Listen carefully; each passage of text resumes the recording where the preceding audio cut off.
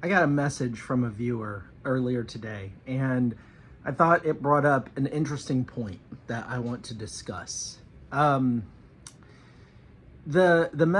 gist of the message was this. This person had been typed as an ISFP or maybe ESFP. And she felt or feels as though she has extroverted feeling tendencies, which would not be consistent with a high introverted feeler or an introverted feeler at all. And so obviously, if she has extroverted feeling, then she's not an ISFP or ESFP. And she asked this question. She said something to the effect of, she feels as though she's a bit of a people pleaser, and she doesn't think that that is consistent with introverted feeling, and that introverted feelers, especially I suppose high introverted feelers like ISFPs or ESFPs, would not be people pleasers. So I want to address that from the ISFP standpoint. I don't want to speak for ESFPs specifically, and I do actually believe that this would, this is one of those areas where being an ISFP versus an ESFP actually could have a major impact. I think ESFPs will be less people-pleasing than ISFPs. But I want to focus on my personal experience as an ISFP. Am I a people pleaser? Yes. At times, I can very much be a people pleaser. Okay? So how do I square introverted feeling as my very first function with the idea of being a people pleaser? Well, first of all, let me say this. Everybody does everything, which means everyone is going to be a people pleaser at times. So don't take isolated events of your behavior and go, oh, there, I did that. And only this personality type does that, so I must be that. No, everybody does everything. But let me also say that I don't think being a people pleaser as an ISFP is a logical inconsistency. However, in personality type thinking, I think that we get too caught up in what do people do? And we don't ask the question enough, why do they do it? ISFPs can certainly be people pleasers, and extroverted feeling people can certainly be people pleasers, but when they are behaving when they are participating in activities that an outside viewer might call people pleasing, they're probably not doing it for the same reason. Now let me explain. I've heard it said that extroverted feeling seeks validation. In other words, the person who uses extroverted feeling might at times, and maybe frequently, question whether or not he or she is valuable. The extroverted feeler might question whether or not he has anything to offer. The extroverted feeler might question whether or not she contributes anything to society. Does he deserve to be loved? Does she deserve her place in this world? They're looking at times, probably frequently, for validation from the group. People to come in and say, you matter, you're valuable, you contribute, you're worth loving, you're worth knowing, you're worth having here on this planet. And that validation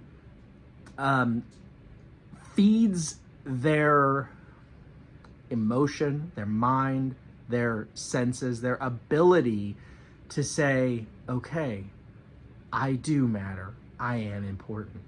I think we see this played out in, I don't know if they're still happening, but I remember for a while, I think this was during the COVID time, that there were yard signs that was like, don't give up, you matter, I'm glad you're here. And you'll see that on bumper stickers. And I think there were even TV commercials that were like, basically communicating that same information. And I think that message really is valuable to the extroverted feeler. And so the extroverted feeling person is apt, in many cases, there are always exceptions, is apt to be a people pleaser in part because they are seeking that validation. Those statements from the group that say, "We're glad you're here. We see what you have to offer. We know that you're valuable. You deserve a place in this world. You deserve a place in this group." Now, that has not been my personal experience. In fact, when I see the yard signs that are like, "Don't give up, you matter," I kind of roll my eyes. I kind of go, "Oh my God." When I see the commercials that are trying to convey that idea, they actually annoy me. I'm like, freaking A, people, this is just stupid. But it's not stupid, I know, because I know that it needs to be said for many people. But I personally get annoyed by that kind of talk, that kind of attempt to just randomly interject some positive concept of why you are an important human being. And that is in part because with introverted feeling, I don't often, let me say this differently. As an ISFP, in my own personal experience, I don't need that. I don't want that. I don't want some random person who doesn't know me or know anything about me to say, "I'm glad you're on this earth." No, you're not. You don't know me. But that's not true, because extroverted feeling people probably are really glad.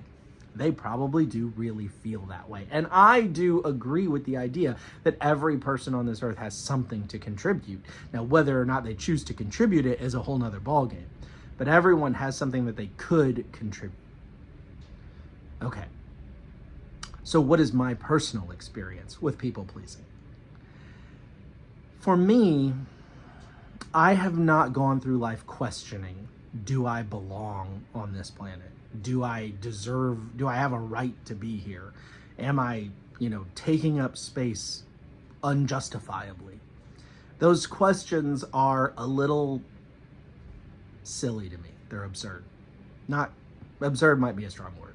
They're a little silly to me. But yet, I still practice people pleasing. Why? I believe that I have intrinsic value. I am capable of looking within myself and seeing the value that I believe I add to society or to the group of people around me. I can see what I have to offer. I can see what I contribute. But I want you to see it too. I'm not asking the question, do I matter? I'm asking the question, do you see why I matter? I want to be seen for what I have to offer. I want to be seen for my unique gift. I want to be seen for why I'm special, why I stand out, what I can give that others can't. Now, this often leads to a misestimation of myself, where I hold myself in higher esteem than I deserve.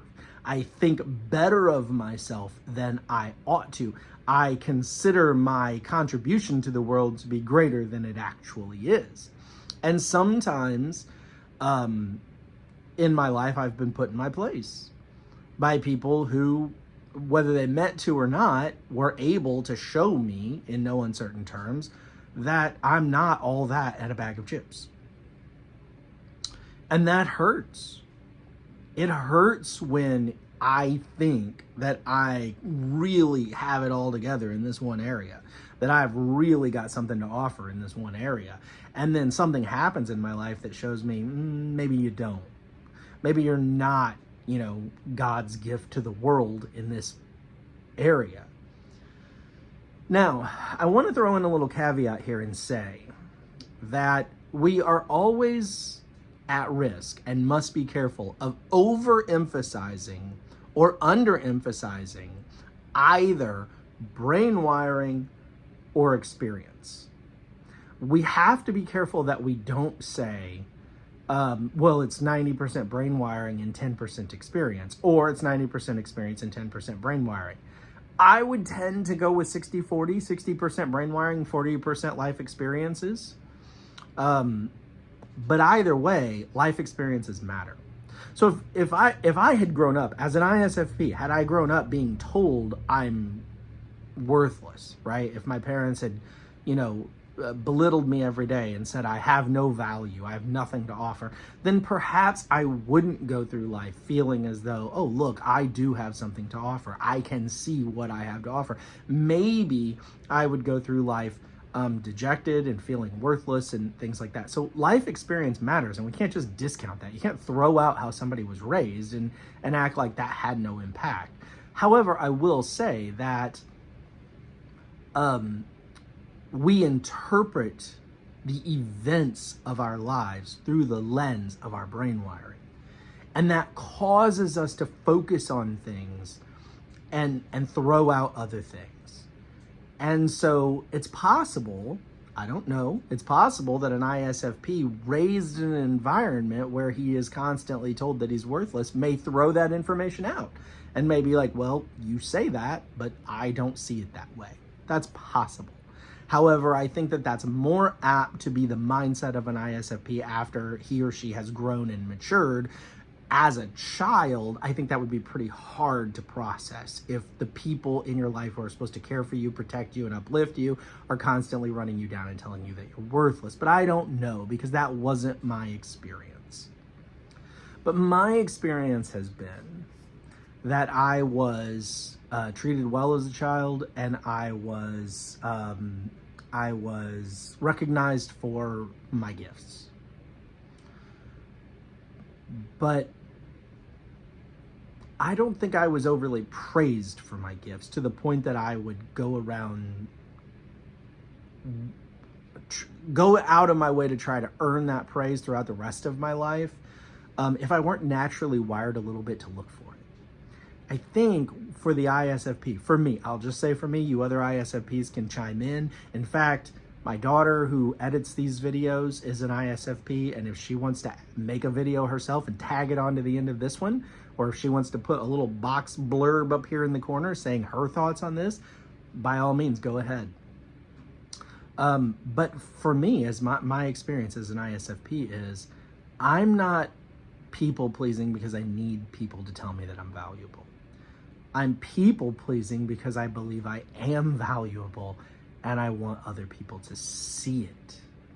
And so that people-pleasing is not an attempt to get people to like me in the sense that I'm like, oh, I need to know that they like me so that I'll know that I'm likable. But rather, it's an attempt to get people more to think that I'm awesome. I want people to be like, wow, look at you. That's amazing. Now, I'm 48 years old. I'll be 49 in May. I'm over it a little bit. I'm telling you my life experience, but the degree to which this was a major deal in my mind was much bigger in my teens and 20s and even 30s than it is now. I believe I have things to contribute. I know what they are. And for the most part, I'm content with that. If other people recognize it, that's great. If they don't, that's okay. Now, there are exceptions to that. People that really, really matter, like my wife, right? I want to hear her say, wow, you're really good at that, or wow, I'm impressed by that, or whatever. I want that from her. But from most people, I don't care that much anymore. It's not something that my mind is looking for, but it used to be. And so when you see an ISFP people-pleasing, it could be that. It could be that they want to be recognized for what they believe their gifts are. Not that they don't see their gifts and need to be told, but that they do see their gifts and want to be told, hey, I see your gifts too. Another thing though is it could just be that they're just trying to be nice people. I mean, sometimes I think we interpret people pleasing, we interpret things as people pleasing that are a little more than just consideration, right? Using words that aren't harsh, communicating truth in a pleasant way, noticing that somebody's carrying 2 bags of groceries and running over and saying, can I carry one of those for you? Seeing your, spouse cooking a meal and saying, is there anything I can do to help? This isn't always people pleasing. Sometimes it's just being a decent human being. So there's that as well. Anyway, I hope that gives you a little insight, at least into my mind. You ISFPs out there, you can tell me if this resonates with you or if it doesn't.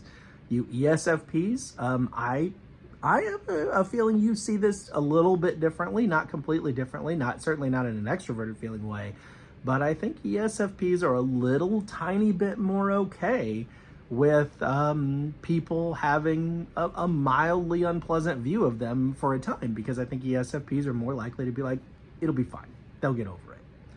ISFPs, not so much.